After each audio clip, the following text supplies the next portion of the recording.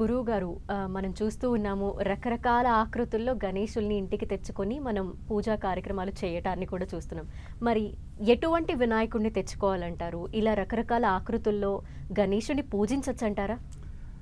అనేక రకాల ఆకృతిలో గణపతి పూజ అనేటువంటిది ఫ్రెండ్లీ వినాయక అనేటువంటి యొక్క నామంతో మనం అందరం చేస్తున్నాం. అంటే మనకు ఏదైతే ఇష్టం ఉన్నదో ఒకప్పుడు ఏ సినిమాలు వచ్చినట్లయితే ఆ సినిమాలు ఉండేటువంటిది. ఒక జవాన్ సినిమా వచ్చింది అనుకోండి, ఒక మిలిటరీ ఆఫీసర్గా గణపతిని గన్లో చేతిలో పట్టుకొని, లేదా ఒక బాహుబలి సినిమా వచ్చింది, బాహుబలి లాంటి ఏమంటారు, ఆ బాహుబలి శివలింగాన్ని ఎత్తాడు కాబట్టి వినాయకుడు కూడా శివలింగాన్ని పట్టుకొని ఎత్తినట్టుగా ఉండే వినాయకుడిని పెట్టడం, ఇలా అనేక రకాల ట్రెండ్లకు తగ్గట్టుగా వినాయకుడిని పూజిస్తున్నారు. అయితే ఎంత ముద్దొచ్చినా, ఎంత ఇష్టమైనా, మనకిష్టమైనటువంటి పిల్లల్ని ఎంత ముద్దుగా మనం అలంకరించుకుంటామో ఆ భావంతో, ఆ ముద్దనే భావంతో మనం కొలుచుకుంటున్నాము. కానీ శాస్త్ర విషయానికి వచ్చేసరికి శాస్త్రం ఏ విధంగానైతే చెప్పబడిందో వినాయకుడిని ఆరాధించడానికి ఆ ఆరాధన విధంగా ఉన్నటువంటి విగ్రహాన్నే మనం ఆరాధించాలి తప్ప మనకిష్టమైనట్టుగానంటే మనం ఊహించుకోవచ్చు, మనం మదిలో పెట్టుకోవచ్చు తప్ప దాన్ని విగ్రహ రూపంలో ఆ విధమైనటువంటి ఆకృతి రూపంలో తీసుకొని వచ్చి చేయడం అనేటువంటిది శాస్త్ర సమ్మతము కాదు.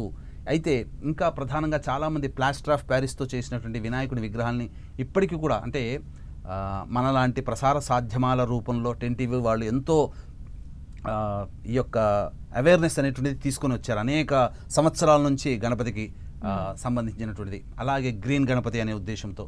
కాబట్టి ఈ యొక్క వీక్షించేటువంటి 10 ప్రేక్షకులు కూడా గమనించాల్సిందంటే ప్లాస్టర్ ఆఫ్ ప్యారిస్తో చేసినటువంటి విగ్రహాల్ని అస్సలు తీసుకోకూడదు.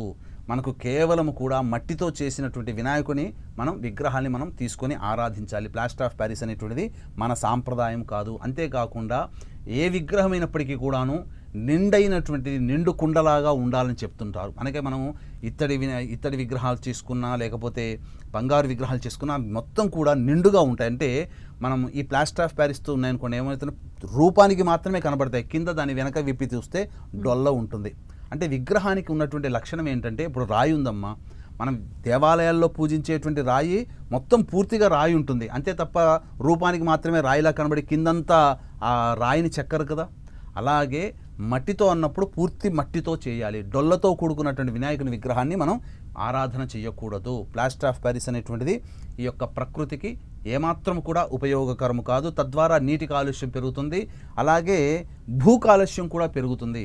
కాబట్టి వీక్షించేటువంటి 10 ప్రేక్షకులు దయచేసి మనకు ఆకర్షణీయంగా, అందంగా, రకరకాలైనటువంటి హంగులతో ఆనందంగా, కంటికి ఇంపుగా కనబడేటువంటి విగ్రహాలు చూడగానే కొనుక్కొని ఇంట్లో పెట్టుకోవాలనిపిస్తుంది.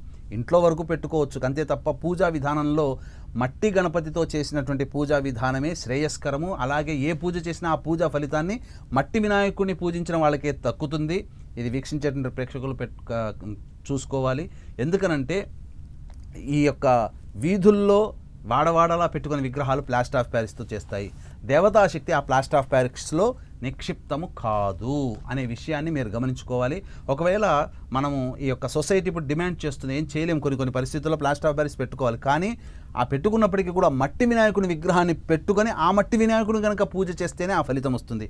ఏదైనా అలంకారంగా కనబడడానికి మీరు అట్లా పెట్టుకోవచ్చు, ఈ విధంగా చెప్పొచ్చు. కానీ వాస్తవానికైతే శాస్త్ర సమ్మతము ఈ యొక్క ప్లాస్టర్ ఆఫ్ ప్యారిస్ విగ్రహాన్ని పెట్టకూడదు.